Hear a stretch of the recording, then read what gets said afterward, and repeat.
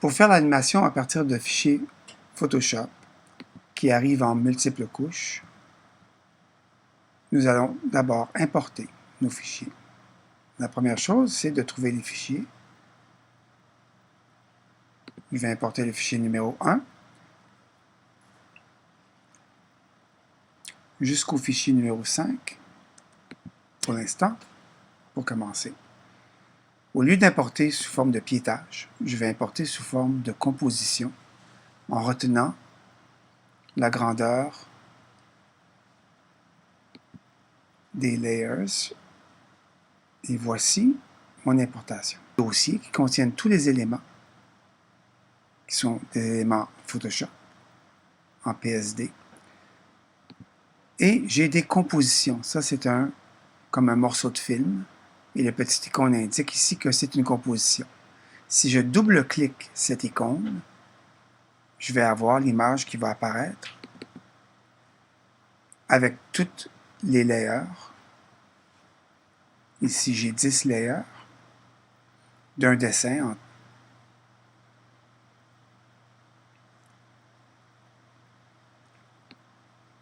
en forme très simple, un personnage sur son lit. On va ici prendre la loupe et essayer de voir notre image au complet. Alors en faisant Alt et en pressant sur la loupe devient moins et je peux placer l'image comme ceci. Maintenant, il s'agit de voir que je puisse animer ça à l'intérieur d'une image qui serait d'une composition. Si j'ouvre Composition Settings,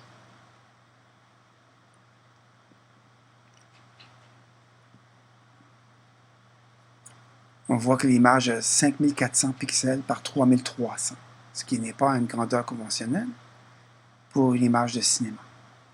Ce que je vais faire ici, c'est que je vais utiliser le format HDTV 1080 et presser OK.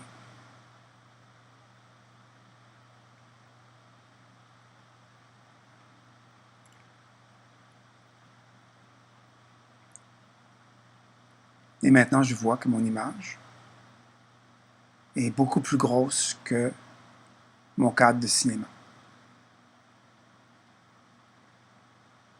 Mon image est en train d'être calculée.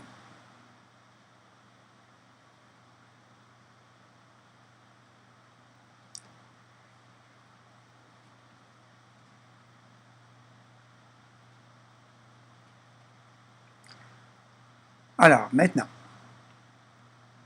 si je veux voir chaque niveau séparément de l'image, je peux utiliser mon bouton Solo. Le bouton Solo est le point qui est ici, à gauche. Et quand je fais Solo, j'isole un à un tous les éléments, comme ici c'est Girl, la fille, la femme, le chat sur le bord de la fenêtre. Plusieurs des éléments en ce moment sont en dehors du plan, du cadrage. Donc ce que je vais faire ici, c'est que je vais raccorder tous les éléments sur l'arrière-plan. L'arrière-plan devrait couvrir l'ensemble de toute l'image ici.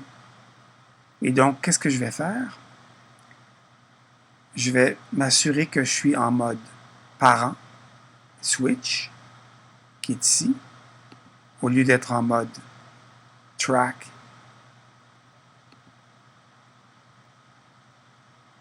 Et je vais sélectionner tous mes niveaux de 1 à 9 sur la première composition.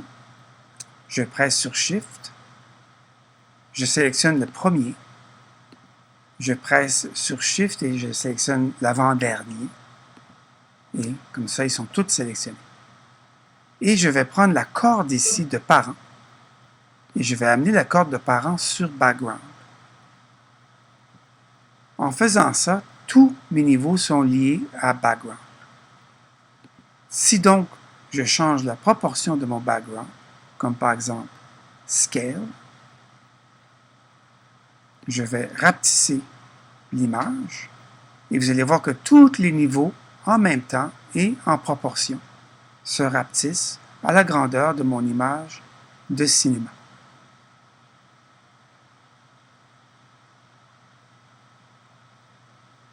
Voilà, à 34-33%, j'ai une image qui est relativement bien placée. Je vais prendre ma loupe et me rapprocher maintenant, et je vais voir l'ensemble de mon image. Je vois que je déborde un peu mon plan ici. Je vais prendre mon scale et le mettre à 37, admettons. Oui, à 37, je suis safe tout le tour, et je vois toutes mes images. Donc, comme je disais, si je veux isoler certains éléments, je n'ai qu'à utiliser le bouton solo. Ici, je vois juste la jeune fille. Ici, le chat, la plante. Et ce qui va me permettre d'animer chaque niveau séparément. Donc maintenant, qu'est-ce que je vais faire? C'est essayer de découvrir quels outils je pourrais utiliser pour animer certains éléments, comme par exemple les rideaux qui bougeraient au vent. Donc si j'isole les rideaux, on va avoir curtains. Ça, ce sont les rideaux. Donc les rideaux, qu'est-ce que je peux faire avec? C'est leur donner une turbulence, comme le vent qui pousse sur le rideau et qui les fait danser. Donc, qu'est-ce que je vais faire ici? Je vais aller dans mon preset et je vais aller chercher un fil qui s'appelle Turbulence. Pour un peu mieux voir les choses ici, je vais grandir ma fenêtre. J'ai Turbulence. Pour vous, en français, ça va être Turbulence. Pour moi, c'est Turbulence Displace. Et je vais placer ce filtre en le saisissant. Clic. Et je le mets sur les curtains. Je le dépose sur le fichier curtains. À ce moment-là, je me trouve à ouvrir la fenêtre de contrôle et j'ai ici la turbulence. Et si je bouge la montre de turbulence, je vois que, en tournant la montre de turbulence, ça va faire danser mes rideaux au vent.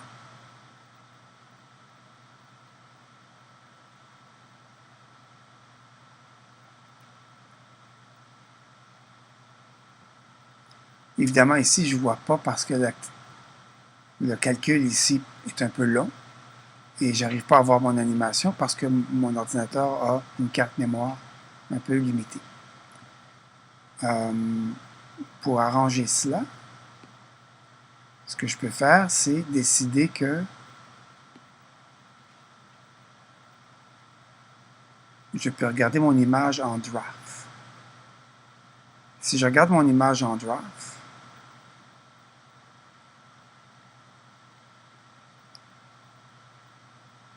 c'est un contrôle qu'on a ici dans la fenêtre et ça ne change pas la qualité du produit fini. Ça fait simplement accélérer le calcul. À ce moment-là, quand je bouge mon animation, maintenant vous voyez les rideaux qui bougent. Donc ce contrôle ici me permet d'avancer mon cercle. Comme c'est un cercle qui bouge sur 360 degrés, parce que c'est une roue, et que j'ai une montre d'évolution, pour les keyframes, au lieu de keyframe, je vais presser sur Alt, cliquer évolution, ce qui ouvre ici ma fenêtre de dialogue. Et dans ma fenêtre de dialogue, je vais écrire time multiplié, c'est-à-dire Shift 8, par 100. Et je vais cliquer dans le gris pour accepter la formule. Et maintenant, si je joue, mes rideaux vont bouger automatiquement grâce à l'expression que je viens d'écrire, une expression en JavaScript qui dit que pour la longueur et la durée de toute la scène, mes rideaux vont bouger à une vitesse de 100 pixels. Et voici le mouvement de mes rideaux.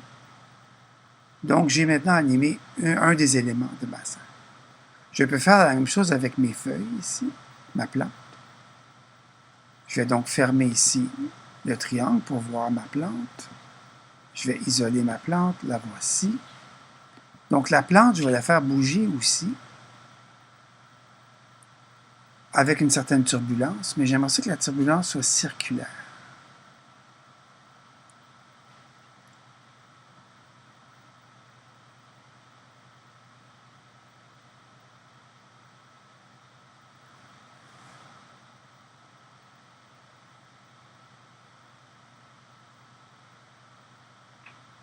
Alors, qu'est-ce que je vais faire? Je vais placer le filtre turbulence sur ma plante.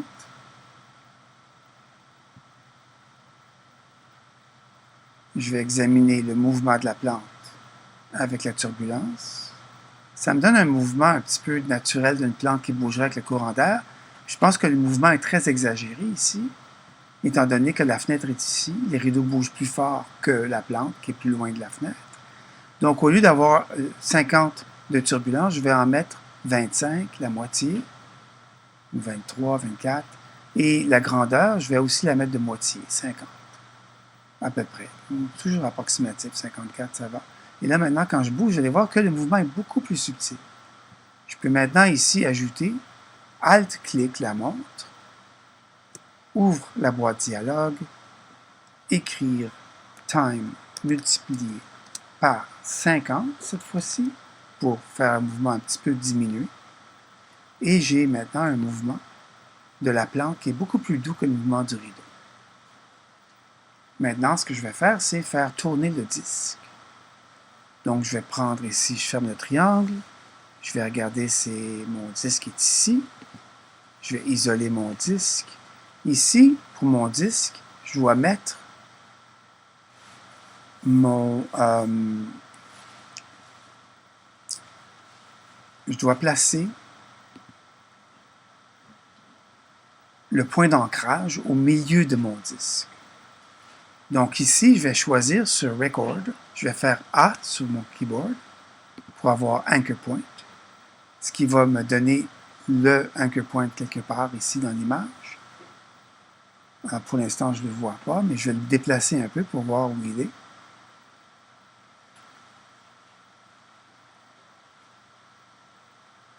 Je pense qu'il est à côté de lui-même. Je fais commande Z pour éliminer ce que je viens de faire, et je vais prendre ma loupe et m'avancer très proche de mon tourne-disque, de mon disque, et choisir Anchor Point.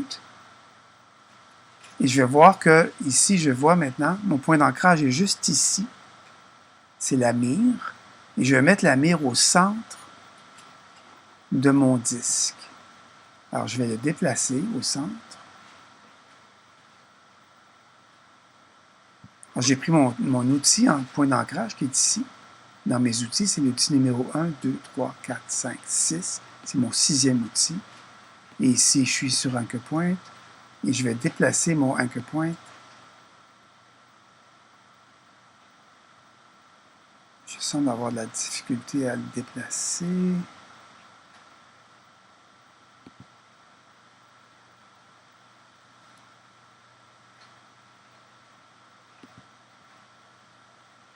Je vais mettre un solo et je vais mettre ici ma grille.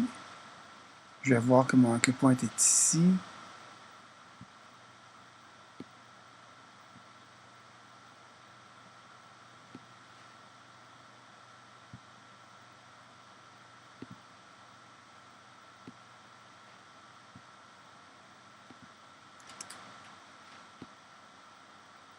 OK, je vais simplement déplacer l'Anchor Point physiquement ici.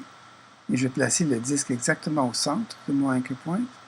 Et je vais rectifier la position après du disque. Donc j'enlève mon solo. Et je vais voir que mon disque s'est déplacé. Donc maintenant, je vais prendre position. P pour position. Et je vais replacer mon disque quelque part de bien dans le tourne-disque. Et mon point d'ancrage est quand même à l'endroit voulu. Ici au centre, exactement ici. Bon, c'est pas idéal. Quelque chose s'est passé dans mon programme. Je devrais peut-être sauver mon programme et recommencer, restart. Mais au lieu de ça, je vais continuer. Je vais faire R pour rotation et je vais voir si mon disque tourne correctement. Mon disque tourne correctement. Et donc, il est un peu déformé, mais ça va parce que ça va être très loin l'image. Ça ne pose aucun problème. Je vais faire ici, encore une fois, Alt-clic la montre de rotation. Time multiplié par 100. Je veux que mon disque tourne à une certaine vitesse. Et on va voir s'il tourne à une bonne vitesse. Je pense que la vitesse est correcte. Mais j'aime qu'il ballotte un peu parce que ça va accentuer l'effet de l'animation. Alors, je vais prendre ici ma loupe et je vais reculer, Alt-clic la loupe pour reculer et retrouver ma composition. Je presse sur Tab pour ajuster la position de mon image. Et maintenant, j'ai plusieurs animations qui roulent en même temps. J'ai le disque qui tourne, les rideaux et la plante. La seule chose qui me resterait à faire maintenant, c'est peut-être, j'imagine, pour cette scène-là, animer la queue du chat. Donc, je vais me rapprocher du chat et isoler le chat. Donc, voici mon chat. J'ai simplement pris ma loupe et j'ai sélectionné un endroit, ce qui m'a permis de me rapprocher. Je peux me rapprocher encore plus si je veux. Et là, maintenant, pour animer la queue du chat, je vais utiliser l'outil qui s'appelle... Alors, je vais sélectionner premièrement le chat, cat, isoler mon chat. OK, ça c'est bien mon chat. Je prends l'outil qui s'appelle Puppet Tool et je vais placer le Puppet Tool. Premièrement, je vais mettre un point sur l'oreille, un autre point à la base de l'oreille, un autre point ici, un point à la pointe de l'oreille, ensuite à la base de la colonne vertébrale, tout le long de la colonne vertébrale jusqu'à la queue. Puis je vais prendre la queue et faire plusieurs points comme ceci. Voilà. Maintenant, ce que je vais faire, c'est je vais avancer dans le temps, comme ça.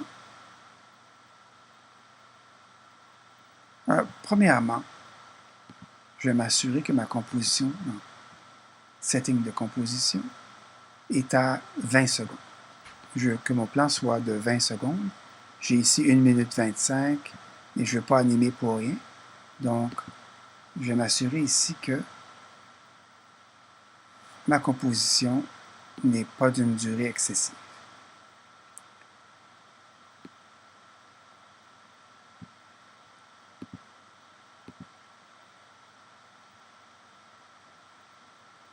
OK, voilà.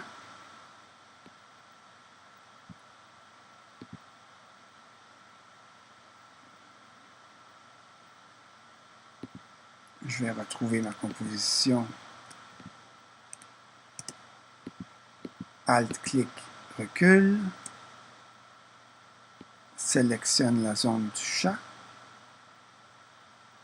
Et maintenant, en prenant juste le chat, j'ai mes points sélectionnés de mon Puppet Tool. Je sélectionne mon Puppet.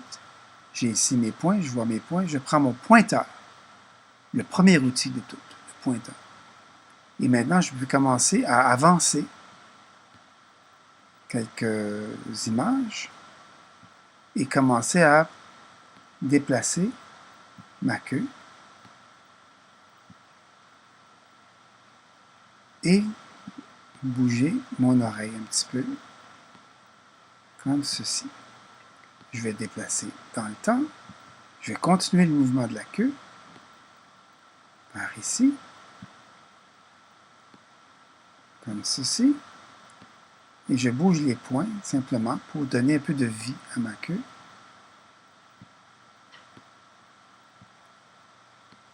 Et j'avance un peu dans le temps. Et cette fois-ci, je vais rapprocher les oreilles à nouveau à leur point d'origine. Je vais jouer avec les oreilles et avec la queue, ce qui va faire une très belle animation.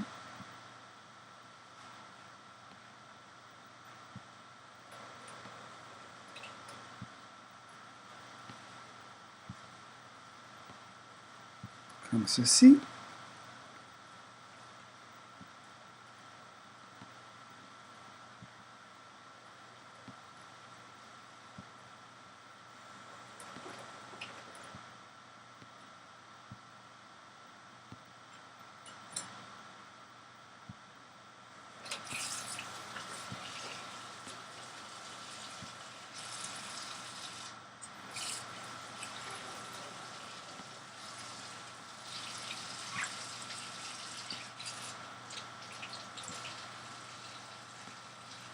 Et j'avance toujours un peu dans le temps. Et puis, je ramène les oreilles vers le centre.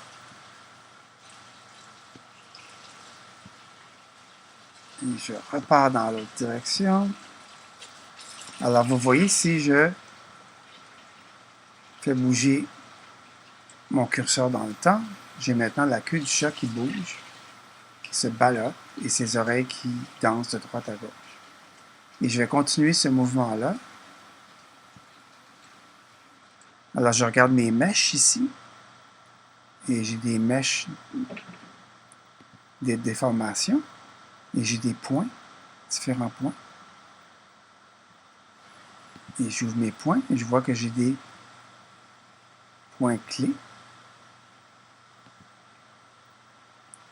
J'ai des points clés.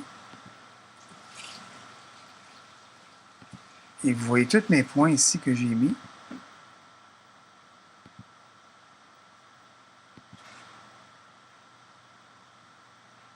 Et le principal de mon animation se trouve ici.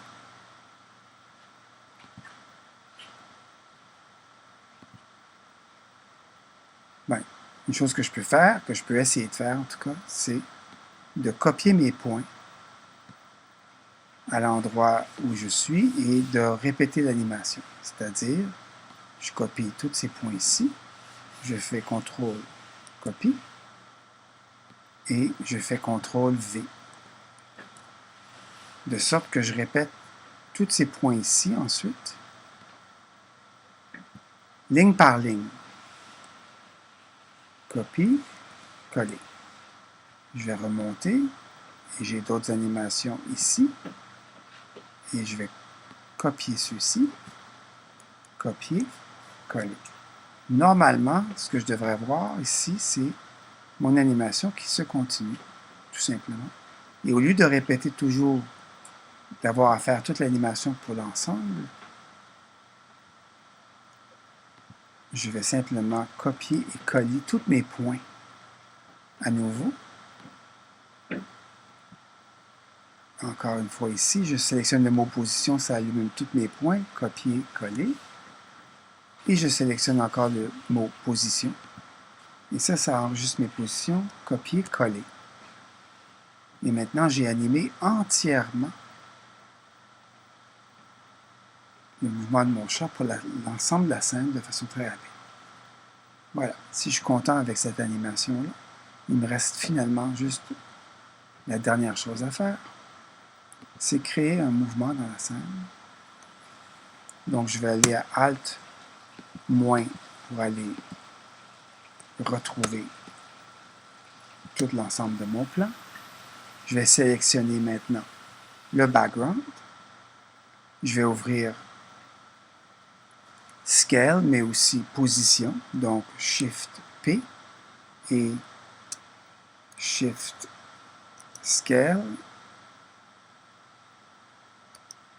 et Rotation.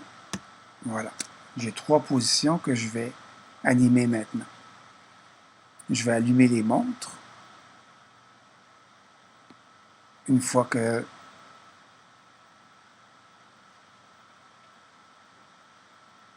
je vais mettre mon curseur à 15 secondes, même peut-être 18 secondes. Et je vais allumer mes montres de position, scale et rotation. Et je vais revenir en arrière à peu près 12 secondes. Et je vais faire un scale vers la jeune fille qui lit. Et je vais repositionner légèrement vers le haut, comme ceci. Et je m'en viens en arrière maintenant. La rotation, je vais faire aussi, je vais allumer ici une clé pour que ça suive bien. Et je vais revenir à peu près à 5 secondes. Et maintenant, je vais m'en aller vers la fenêtre et vers le chat. Donc, j'ai bougé sur la position verticale et horizontale.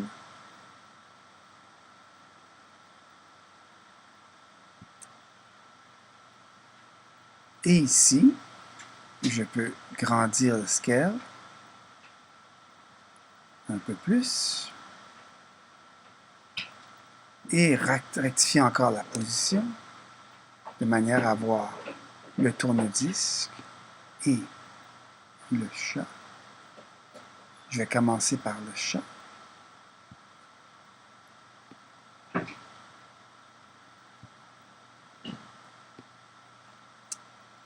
Voilà. Et je vais aussi allumer la montre rotation. Je ne sais pas si je vais faire une rotation, mais on va voir. Et je vais me mettre au début de la scène.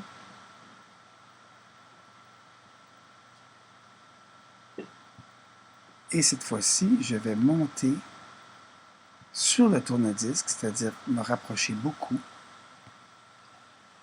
et aller chercher un gros plan du tourne-disque, mais cette fois-ci, je vais faire une rotation de sorte d'avoir le tourne-disque droit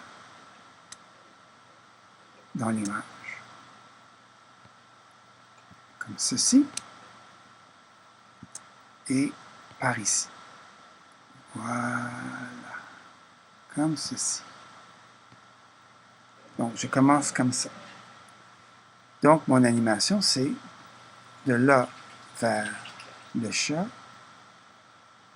Mais là, je voudrais rester un petit peu plus longtemps sur le chat. Donc, ici, ce que je vais faire, c'est que je vais répéter mes points ici. Donc, ce point-là, copier-coller. Ça va me faire une petite pause ici. Copier-coller. Et ici, copier-coller. Donc, je fais une légère pause sur le chat et je repars vers la jeune fille et je m'en vais vers un plan général.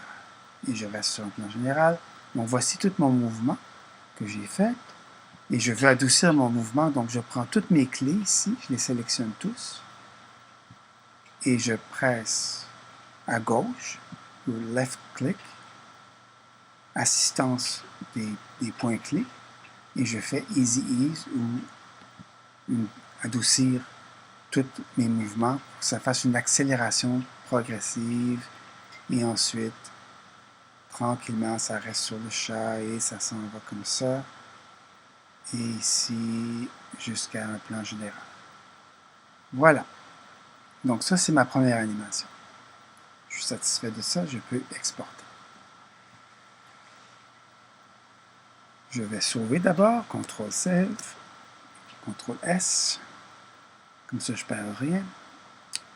Mon tourne-disque tourne, ok, parfait. Et je vais exporter sur le rendu. Je vais choisir le nom est correct. Je vais m'en aller à mon disque dur ou à document, mon dossier que je veux que mon fichier aille. Je veux que mon format soit... Mais là, vous allez choisir un format NTSC, DV, HDV. Moi, c'est ici en Apple Macintosh, donc je suis en format ProRes 422. Et donc, voilà. J'ai mon format, RGB, tout est beau. Je peux maintenant presser sur Rendre. Et maintenant, la scène est en train d'être calculée. Alors, voilà ce qui complète notre première animation à partir de fichiers Photoshop en multiples layers.